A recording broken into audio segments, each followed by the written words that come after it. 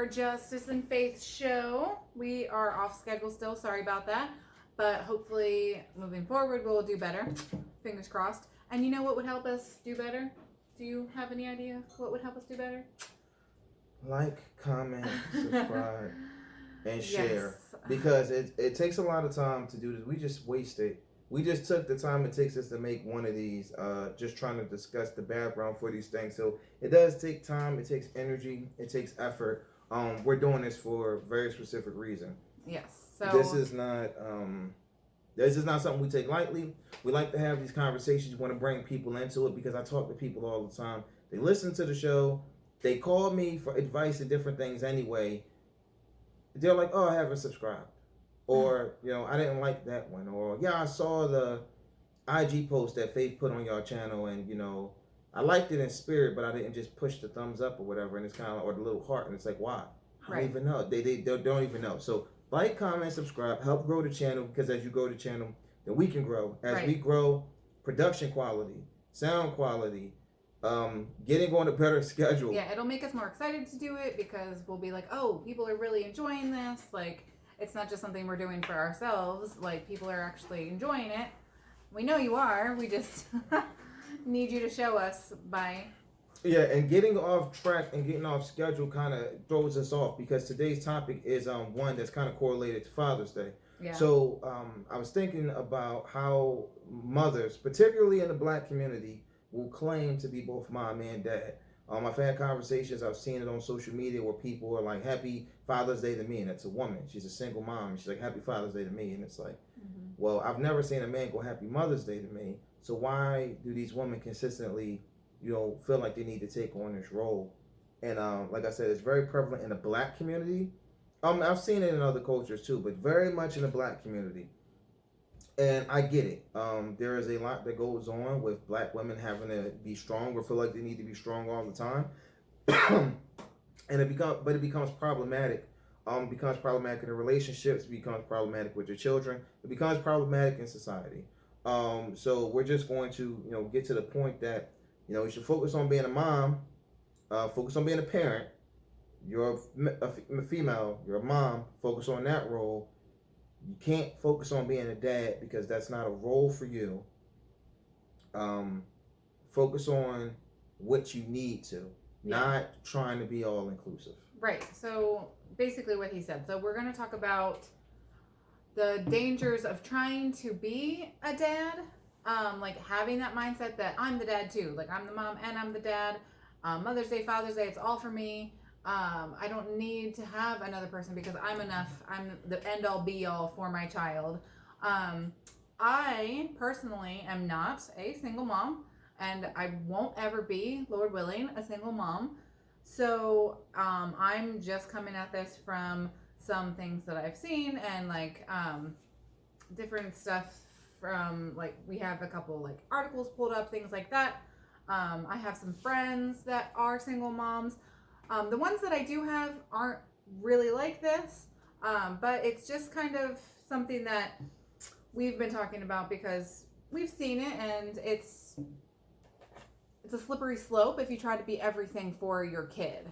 Because if you try to be mom and dad, inevitably something will be lacking. Like you can be a great mom and a great parent and focus on that and be the best you can be for that, like he just said. Yeah, so there's reasons, like I said, there's reasons for that. So I'm actually going to take an excerpt from this article that I was reading. And in this article, it talks about this idealized view of motherhood has roots that are as old as time, but it bears looking at the concept of intensive mothering, originally defined by Sharon Hayes in her 1998 book, The Cultural Contradictions of Motherhood. Intensive mothering is the underlying assumption that the child absolutely requires nurture by a single primary caretaker and that the mother is the best person for the job. Additionally, intensive mothering defines a good mother as one who devotes her full-time energy and attention to her children. So historically, we kind of got into a disagreement about hypotheticals and stuff like that.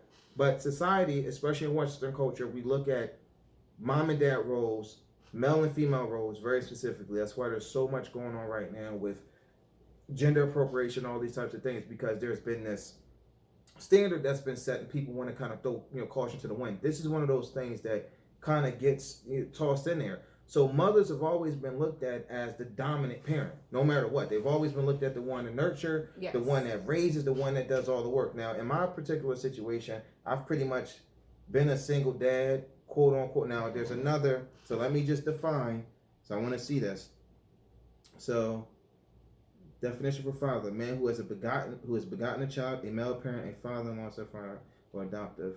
So his definition for a father. I thought it said a definition for a single father. But there's been moments, there's been gaps where it's just been me and my kid. Not me and my kid and Faith, not me and my kid and her mother, like just me and my kid. So I have an understanding of what it takes to be a good father. I have no understanding of what it takes to be a mother at all, nor have I ever tried. It doesn't matter to me because I understand that that's not my role. Inherently, my job is just to be a good parent. So there's times where I have to be more nurturing. I have to be more understanding, even of things I don't know and understand. But at no point would I ever say, I'm the mom. Right. I'm the mother. I deserve this extra. I'm the parent, and my job is to raise my child to the best of my ability. I understand as a woman, as a mother, women have certain traits inherently that men don't, and vice versa.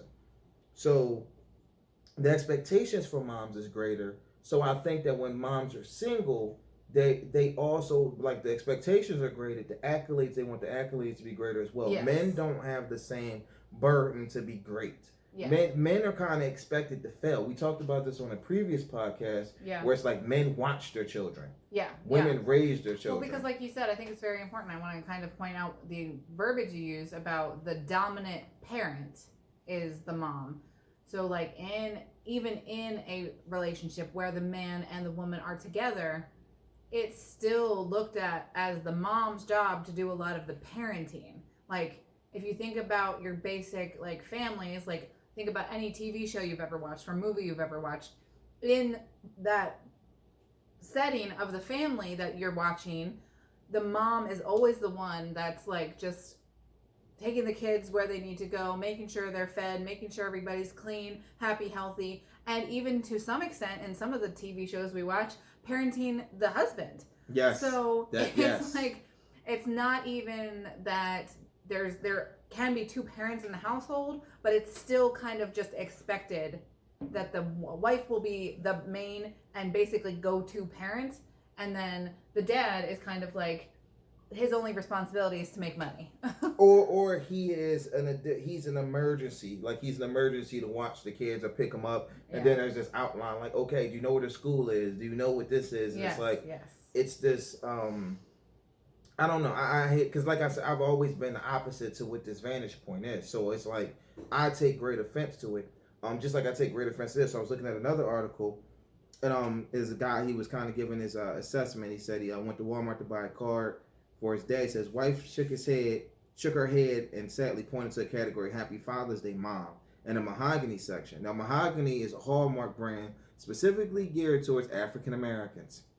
Go figure. I didn't even know that. And she said she looked through the General Father's Day section but couldn't find the mom category. But apparently they're even monetizing this idea that Father's Day is for moms as well. Yeah. And like I said, I take great offense to that because I was like, Mother's Day, the setup is so much different. Like, the setup is so much different. I always feel like men joke that Father's Day doesn't mean as much as Mother's Day.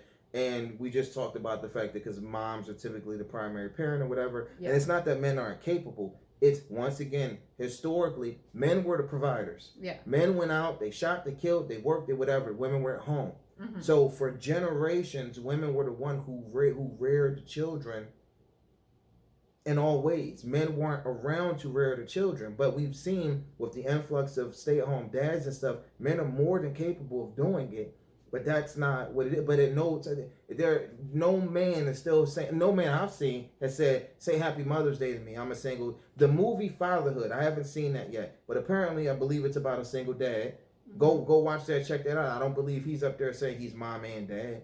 Right. I know plenty of fathers who are just trying to be good fathers. Right. But women, the single women, I would say it's about a 50-50 split. A lot of the single women I know, specifically the black women, they have this mindset and this attitude they have to be both parents. Not that there's going to be specific roles that they're going to have to take on at times, that's going to be like, okay, I have to take on this masculine male role for a moment. That's not what I'm designed for. That's not what I want to do. But I have to parent my child. That means I have to do this. That's different than somebody just outrightly saying, I'm the mom and the dad. Look at me as mommy and daddy. And we talked about this, I think, in an earlier podcast where we were talking about how, like, women in general, like, we need to remember what we're supposed to be, especially in a relationship. But, like, we are trying to be so independent that we get to a point where even if we wanted a relationship, we wouldn't be able to be in one because we've forgotten how to let a man lead. Like these women, unfortunately, when they get into this mindset where I'm the mom and the dad, I'm the breadwinner, I'm this, I'm that, I'm everything I need to be. If she wants a relationship, which sometimes she doesn't, which is fine, but if she wants a relationship and she finds someone, it's very difficult for her to let that man be a man. Right?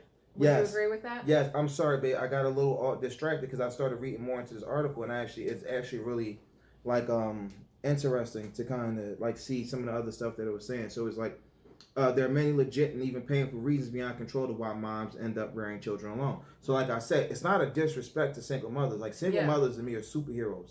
But when you try to take on both roles, you're inevitably going to cause more stress for yourself and more stress for your children. You're going to fail in many areas, but you can have both parents and they can both fail in many areas. But when you try to take on a role that's not designed, I'm not a mechanic. If I decide to get under a hood of a car, I'm likely to do more harm than good. I want people around who know more than this, but there's other things I am good at, and then vice versa. And that's kind of what we were going to get into a little bit, was just be the best mom you can be.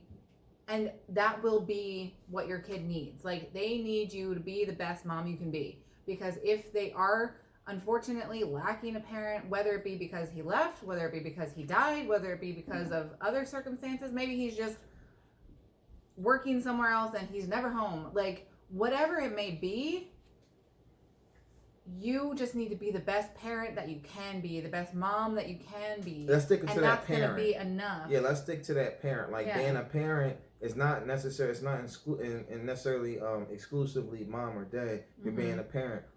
There are people. You're a parent. Yeah. You didn't birth Arabella, but you're a parent. The term stepmom doesn't apply the same as mom, but you do things as a mother would. There are people who adopt children, foster children, stuff like that. They're their guardian, they're their parent, they're not. So if you look at logistically, if you look at the definitions, it might say something a little bit different. But parenting, you taught dance class. You're the teacher, but at some point you have parentable, I don't think that's a word, but like parentable type moments. And during those times, you're protecting those kids. Like they're in your wheelhouse. You're protecting them. You're making sure that they're okay. So it's just important to make sure that you're maintaining being a good parent. Not necessarily a good mom, a good dad, a good parent. If you're lacking the partner, then you just have to make sure you're doing the best you can for your children. And we kind of had the conversation. We kind of had not a disagreement, but just a misunderstanding of what that meant. There are some roles. If the sink breaks, if the man is around, even if I'm out, like I'm not a plumber, but I would just kind of be looked upon. Like if I was out and she was like, babe, the sink's broke, she might say, I wrapped it with a washcloth to keep it from doing it. Can you look at it when you get home? That's fine. I'm not saying she did the mom thing or the woman thing by wrapping it up and not working on it, or I'm doing the man thing by coming in, but there are just inherently, expectations in our roles, our roles that are designed. So we need to make sure that we don't cross those lines when we have that person. When we don't, the lines get a little bit blurred, and sometimes you have to step in there because things just have to get done. But it's different than just actively saying, I'm taking on this role and I want the accolades and the respect as being this other person. Moms have a lot of hats. They wear a lot of hats. You got kids in athletics, you got kids extracurricular activities, and you work. All types of your cousin, your aunt, your daughter, your wife. You have all these hats on already. Why try to put on a father hat? Why you don't have to put on this additional hat? It's the same way for dads. Like, we have all these hats, so why try to put on the mother hat? You stick to what you know. You stick to what you're good at, and by default, it'll work out. and just try to keep influences around your children of the opposite sex so that they get some of the stuff that they're not getting. I'm very serious. I'm very passionate. I can be very gruff, very bold. I don't have a lot of nurturing softness in me because I grew up rough. Like when I say rough, like I had to fight for everything. Faith is opposite, and that's not so much just women. It's just our lifestyles are different. In reacting towards a child or our child, I'm going to come at her the way a lot of men will probably come at their children. We don't necessarily come at them to hurt them, but like the tough love typically comes from dad. Nurturing love typically comes from mom. Yeah. It's very hard to be tough love, then turn around and have to be nurturing love. I've done it, and you can do it, but there's a system of checks and balances because the switch that has to come on and go off when you're trying to be both things and when you're actively trying to be some things. I know single moms who always tough love, yell and scream. They get this masculine energy, right? And that masculine energy, it makes it harder for them to get in relationships. It makes it harder for them at work sometimes. It makes there's a level of viewpoint in society, especially once again in the black community. Black women are looked at as angry, super masculine. They have a lot of attitude. Well, if you look at the statistics, there's more per population size because there's less black people in the States. I'm using the States than white people. Per population size, there's more single black mothers than other races. So what happens is these moms who already feel they're in disenfranchised communities, they might not have grown up with a father themselves, so their masculine energy gets transferred. And just because you have masculine energy, you think you can be a father. You can't. Yeah. Because you have energy that's not made for you. Like if I had a feminine energy, that doesn't mean that I could be a better woman than you or a better mom than you. Yeah. It's just these thought processes. I understand how they came forward, but people talk about them to some degree, but they don't understand the severity and how deeply these things go. Yeah, and it makes it difficult, I think, for the kids too sometimes because they, I don't want to say they necessarily are confused, but like if they're seeing their household where their mom is doing all of these things, she's acting how she's acting or whatever, and then maybe she gets in a relationship and it doesn't work out, then of course, because they love their mother or whatever, they're going to say, well, it's just because all these guys are just not good enough for my mom. Like they just can't handle my mom. Like it's because they're, I don't know how to word it, but it's just like these kids, like they don't have a good view of what a healthy relationship would be because they've never seen it, and that just. And for a lot of moms, they get this, I can do it all by myself. I don't need anybody, but they'll continue to date. Which is super problematic because you'll continue to date man, you'll date man for fun, whatever it is. You might get serious with a few of them. If it doesn't work out, I don't need men. Your kids pay attention. Your kids are very resilient. They're very observant. They're very aware of what's going on around you. So if you, especially for sons, single moms who have sons, it is paramount to get them around positive male role models, uncles, pastors, sports directors, teachers, whatever it is. Get them around as many positive male influences as possible because these boys will grow up to not grow up. They'll become older, but they won't grow up. And because you're a mother, a lot of single moms, they pass off what they want in a man onto their sons. And then their sons don't know how to react to any woman other than their mother. If me and you were together and I don't call myself a mama's boy, but let's just say I was a mama's boy. My mom raised me. I love my mom. You're my wife. At no point, I've seen people do this, at no point does my mom come before my wife. Yeah. But there are some people that's like, oh no, I can't, that's my mom. And I get it. She raised you, she took care of you, but when you get married, your wife is number one. People, it's hard to reconcile with that when you like, she's the one who raised me. She's the one who did these things for me. It makes perfect sense. But at the same time, your wife will be number one. And a lot of times your mom is going to look you in your face because she doesn't have that. Right. She doesn't have that. Because if she raised you with a husband or a father in the household, she wouldn't need you to fill those like roles, and she would be raising you to eventually get married and go be a husband. But some women, they still don't necessarily have that understanding that like mom is going to take second place. Some do though, and it's just kind of like that's your family. Now men have a better understanding where it's like that's your husband. Like a man is always, me and Arabella had this conversation. I'm like, I'm always going to be there for you, but when you get married, he is your, that's it. He's the number one guy, not me. I'll always be here for you, but he's the number one guy. If there's something going on in your household and you don't like it, you got to have that conversation with him. You have to figure these things out with him. That's why you have to vet your spouse out as carefully as you can. But also just making sure that she understands, like women that have been around Arabella, it's very specific how and who I want around my daughter for any specific length of time based off the parameters of what they've given.